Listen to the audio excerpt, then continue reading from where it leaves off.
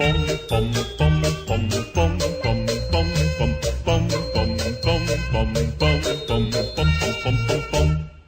retrouvez maintenant un sujet surprise.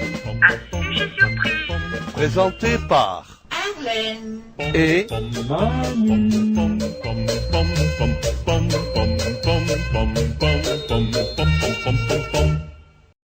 Nouveau document. Les cervidés forment une famille de mammifères ruminants portant des bois sur la tête, qui comprend entre autres, les cerfs, les rennes et les daims. Les cervidés constituent les derniers grands ruminants sauvages des régions tempérées. À travers le monde, il en existe 44 espèces réparties en 17 genres. Caractéristiques. La principale caractéristique des cervidés est qu'ils portent des bois sur la tête.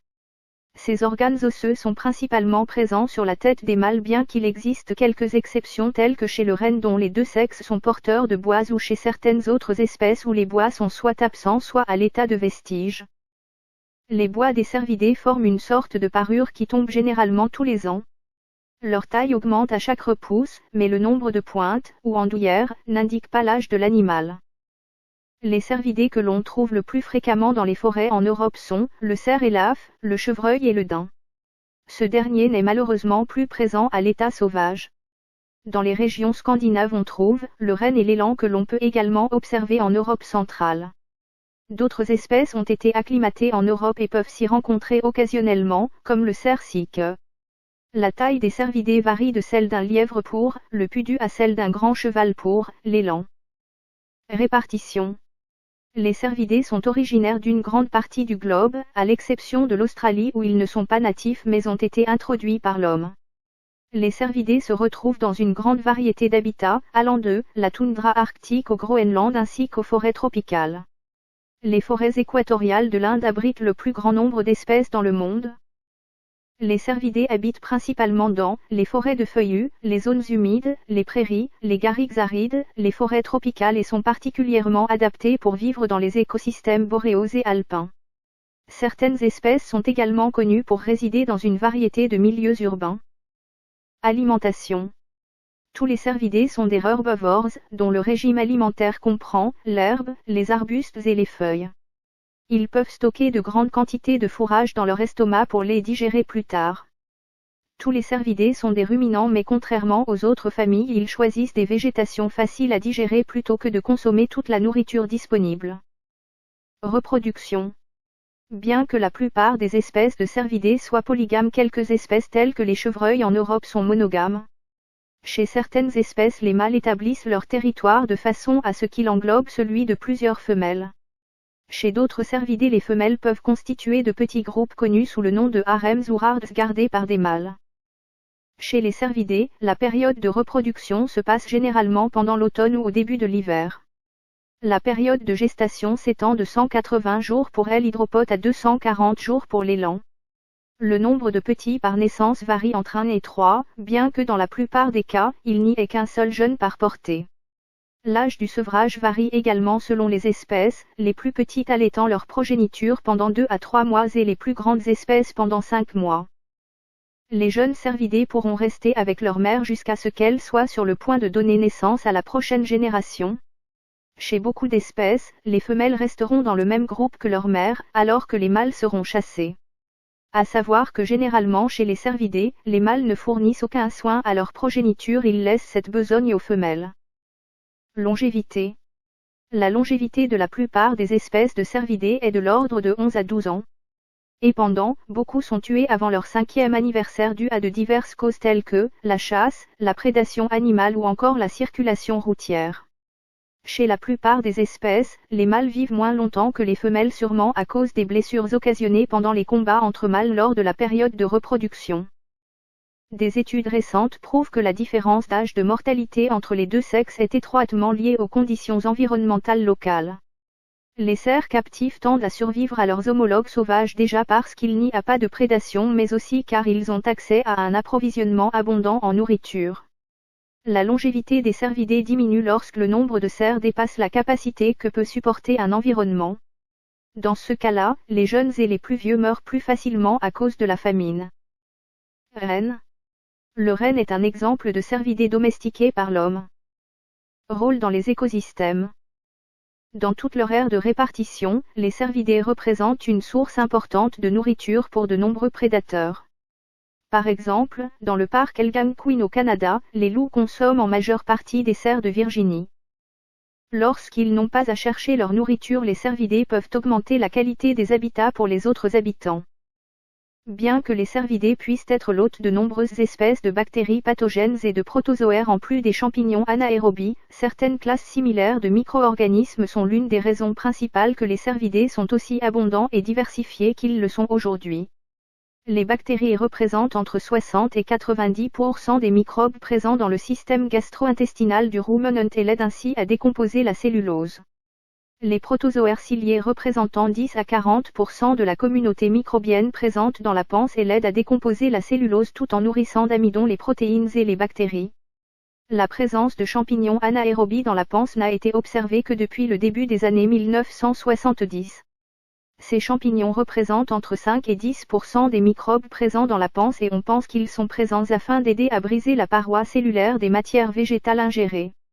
Les bactéries et les protozoaires qui passent de la partie supérieure jusque dans les régions inférieures du tube digestif représentent une partie importante de l'azote alimentaire exigé par leur hôte. L'élan est le plus grand cervidé actuel. Prédation. Dans les régions où les populations de grands carnivores n'ont pas été significativement réduites par l'homme, la prédation représente une cause importante de mortalité chez les cervidés. Pour de nombreuses espèces, elle reste un moyen de contrôler la densité des populations. Pour de nombreux cervidés, la prédation sur les juvéniles est particulièrement importante et une grande partie de celle-ci est accomplie par les petits carnivores tels que le lynx, le caracal, le coyote ou le renard. Pour certaines autres espèces résidant par exemple en Europe, le nombre de prédateurs ont été fortement réduits par l'homme. Ce dernier, se substituant aux prédateurs naturels, régule les populations selon ses propres règles. Les prédateurs tels que le loup ou encore le lynx ont longtemps été persécutés au point qu'ils ont fini par disparaître dans plusieurs régions d'Europe. Malgré les efforts de certains, le nombre de prédateurs actuels ne permet pas une régulation naturelle des cervidés, les efforts étant trop légers et sans doute voulus pour la plus grande joie des chasseurs. Face à l'homme, les cervidés n'ont que peu de chances d'échapper à la mort. Néanmoins, pour éviter les prédations, hommes ou animales, les cervidés ont adopté un comportement grégaire et ne se nourrissant si possible qu'en habitat ouvert. Ainsi plusieurs lieux scrutant les alentours guettant le moindre danger. La vue, l'ouïe et l'odorat sont des sens bien développés chez les cervidés, ce qui leur permet d'éviter de nombreux prédateurs. Les espèces adoptant un comportement plutôt solitaire évitent les prédateurs en se nourrissant en orée de bois ou même directement dans les forêts. Les jeunes de la plupart des espèces de cervidés ont des taches ou des rayures sur leur pelage leur apportant un bon camouflage dans la végétation dense. Le pudu est le plus petit cervidé du monde. Prédateur des cervidés. Mis à part l'homme, qui reste le grand prédateur un peu partout dans le monde, les principaux prédateurs des cervidés connus dans le monde sont le loup gris, l'ours, le lynx, le caracal, le coyote, le puma, le jaguar, le tigre, l'ocelot, les rapaces. Les cervidés sont une proie importante pour de nombreux prédateurs. Statut des espèces. L'IUCN dresse la liste de 55 espèces de cervidés sur sa liste rouge des espèces menacées, dont 2 sont considérées comme éteintes et une en danger critique. Sur les 52 espèces restantes, 8 sont classées en danger comme vulnérables, et 17 sont répertoriées comme préoccupation mineure. Les 10 autres espèces sont classées dans la catégorie données insuffisantes. Bon nombre de populations de cervidés sont sur le point de disparaître à cause de plusieurs menaces. Selon l'IUCN, les principales causes d'extinction sont la perte de leur habitat, la chasse et la compétition engendrée par l'agriculture et l'élevage avec les animaux domestiques et les espèces dites invasives. En outre, le réchauffement climatique a forcé certaines espèces à se déplacer vers les pôles comme c'est le cas pour l'élan qui est un composant important de l'écosystème boréal. Depuis le milieu des années 1980, des études démographiques de cette espèce ont révélé des déclins importants de population au sud de son aire de répartition à cause de l'augmentation des températures. De plus, le changement climatique a permis aux espèces plus méridionales de se déplacer vers les pôles, augmentant ainsi la concurrence et les risques de maladies entre les espèces, par exemple le cerf de Virginie et l'élan. Enfin, il faut savoir que les cervidés sont une source importante de nourriture pour un bon nombre de carnivores.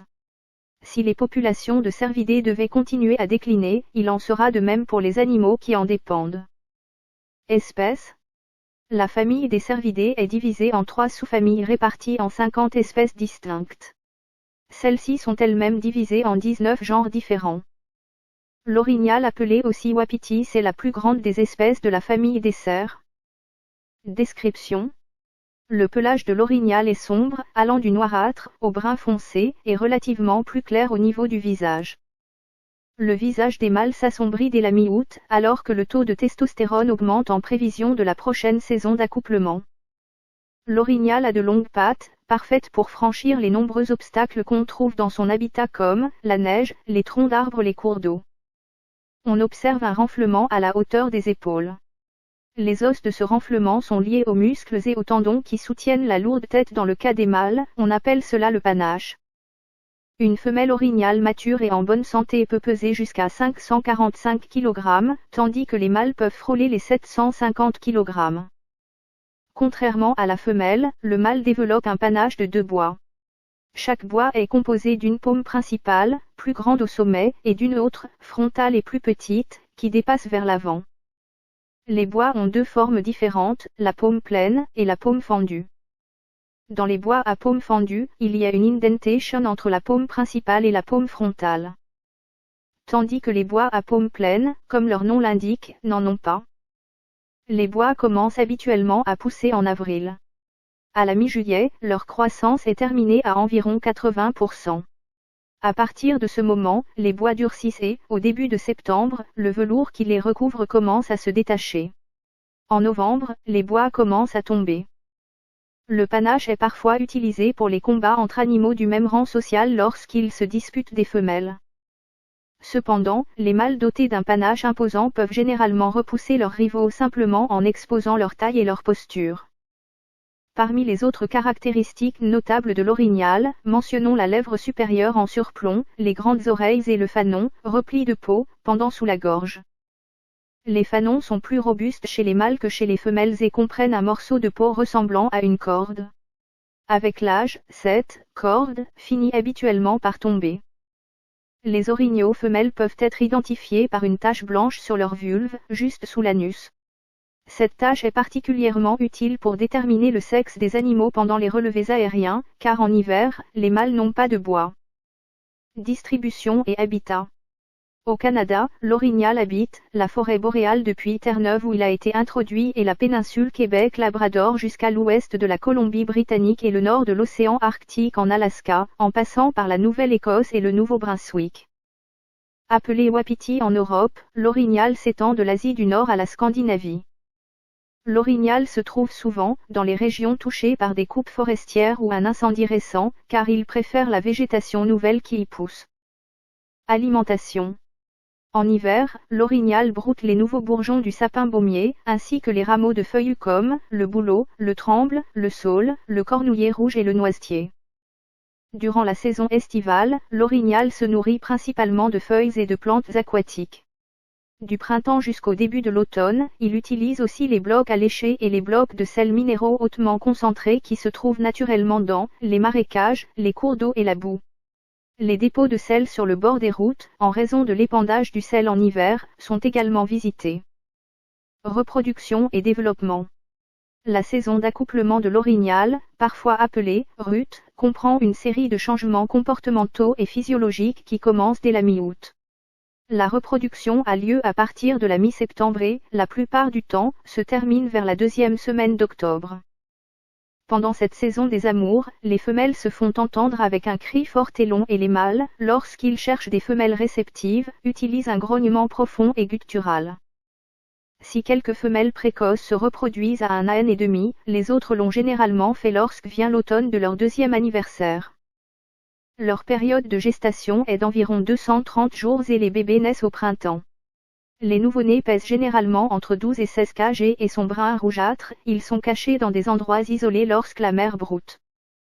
Pendant la saison d'accouplement, l'urine de l'orignal mâle prend une odeur âcre. Les mâles creusent un trou peu profond dans le sol et y urinent. Puis, ils frappent vigoureusement leurs pattes avant dans le trou pour éclabousser leur tête, leur fanon et le dessous de leur bois d'urine. Les femelles, quant à elles, sumectent le museau avec cette urine, s'allongent dans le trou que les mâles ont creusé ou frottent leur tête sur le fanon du mâle. Les recherches suggèrent que l'urine aide à synchroniser l'ovulation des femelles. Cohabitation avec les humains. L'orignal est une source de nourriture traditionnelle pour les peuples autochtones qui partagent son habitat. Dans l'est du Canada, ces groupes comprennent les Abénakis, les Wolastoqiyik, les Micmacs et les Algonquins. Dans le centre du Canada et dans les plaines, ce sont les Hurons-Wendat, les Ojibwés, les Cris et les Dakoters. Tandis que des plaines à l'ouest canadien, ce sont les Siksika, les Katunaxa et les Salish du continent qui s'en nourrissent. Le long de la côte nord-ouest, les Tlingits, les Nuksalk, les Nisga'a, les Tsizian et les Nushanult qui le cassent. Comme le font respectivement, dans la région subarctique et l'arctique, les Premières Nations d'Aînés et les Inuits. Enfin, les Métis, dans diverses régions du Canada, se nourrissent également de l'orignal. La chasse à l'orignal se pratique généralement à la fin de l'été et au début de l'automne, ainsi qu'à la fin de l'hiver et au début du printemps. La façon dont les animaux sont trouvés dépend du groupe.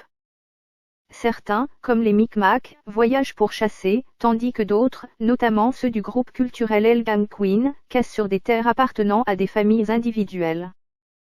Pour la plupart des peuples autochtones, la chasse est principalement une activité masculine, mais chez les Katunaxa, toute la famille participe. L'orignal est également chassé par des non-autochtones, selon les lignes directrices établies par chaque province et territoire. Dans certaines provinces, les automobilistes posent un sérieux problème aux animaux. Au printemps, les animaux d'un AN commencent à errer sans l'aide de leur mère, et les orignaux de tous âges sont attirés par la végétation au bord des routes et le sel déposé pendant l'hiver. Au Nouveau-Brunswick, par exemple, environ 400 orignaux sont tués par des automobilistes chaque année, et la majorité de ces collisions se produisent au printemps et en été. L'exploitation forestière et minière facilite l'accès à des habitats autrefois inaccessibles pour l'orignal, ce qui par le fait même le rapproche des chasseurs et autres prédateurs. De plus, le changement climatique représente un enjeu constant pour l'orignal, parce qu'il entraîne un risque accru de maladies. Par exemple, les tiques d'hiver, Dermacentor albipictus, ils sont, malgré leur nom, associés à un temps plus chaud. Un seul orignal peut être l'hôte de dizaines de milliers de ces tiques, et le fait qu'elles se nourrissent du sang de l'animal a une incidence négative sur son comportement, son poids, ses concentrations sanguines et sa santé reproductive. Les bébés orignaux sont particulièrement vulnérables et leur taux de mortalité est élevé. De plus, les orignaux en mauvaise santé ont de la difficulté à repousser les prédateurs. De même, le déplacement vers le nord du cerf de Virginie en raison du temps plus chaud est une préoccupation majeure, car il est porteur d'un parasite cérébral qui peut tuer l'orignal. À mesure que les populations d'orignaux diminuent, les prédateurs comme les ours et les loups se concentrent sur les jeunes orignaux pendant la saison du vélage, ce qui complique davantage la reconstitution de leur population. Famille, renne, caribou, original, élan, wapiti, orignal.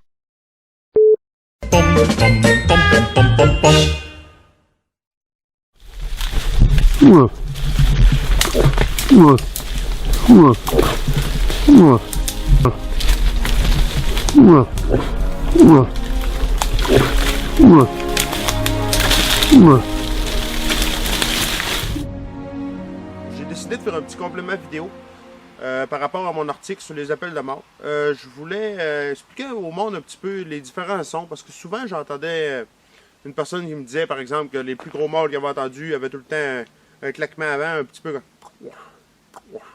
Puis d'autres chasseurs, eux, me disaient que toutes les fois, ben, ils entendaient un gros mâle, ou un son un petit peu comme ça.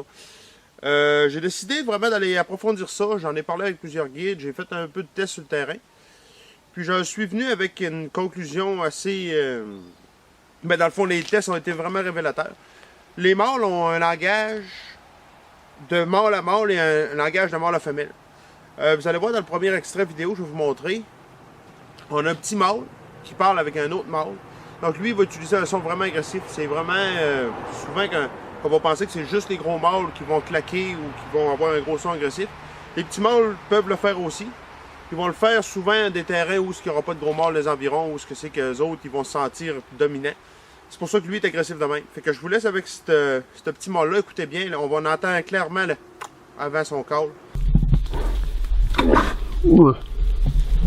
Ouh. Ouh. Ouh. Ouh. Ouh. Ouh. Ouh. Ouh. Ouh. Vous allez voir dans le prochain extrait vidéo, on va voir tout à fait le contraire. On a un mâle 5, 6, 7 ans. Vous allez voir, lui, ce mâle-là, je faisais juste des appels de femelles. Donc, quand il répondait, il utilisait un son pour séduire. C'est vraiment pas un son qu'on va entendre comme le petit mâle qu'on vient de voir auparavant. Ça va être un son doux. Lui, son but, c'est de séduire la femelle. C'est pour ça que j'explique dans l'article que des fois, on s'en va dans le bois, puis on est là, puis on imite un mâle qui est agressif. C'est pas nécessairement tout le temps la meilleure chose. À cause que pour séduire une femelle ou juste pour attirer un autre mâle, si on dit tout de suite qu'on est malin et qu'on veut le clairer de là, ça sera pas tout le temps la meilleure chose. Donc on y va avec cette vidéo-là, vous allez voir un mâle avec un son doux.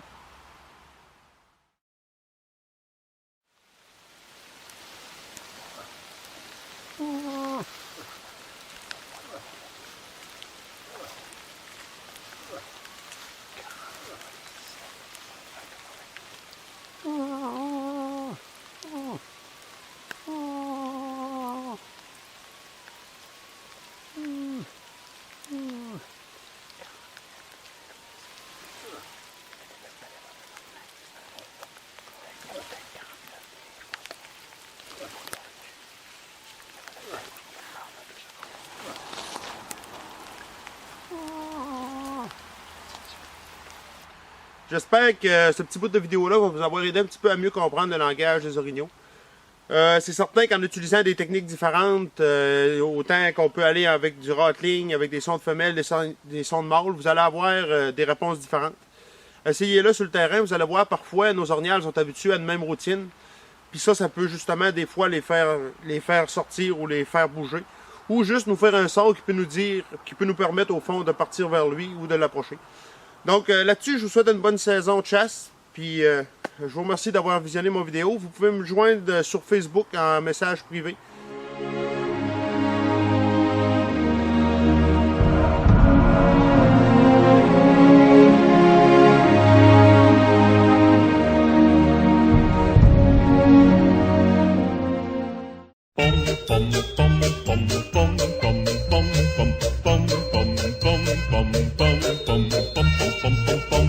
Venez d'écouter le sujet surprise. Présenté par Arlène. et Manu.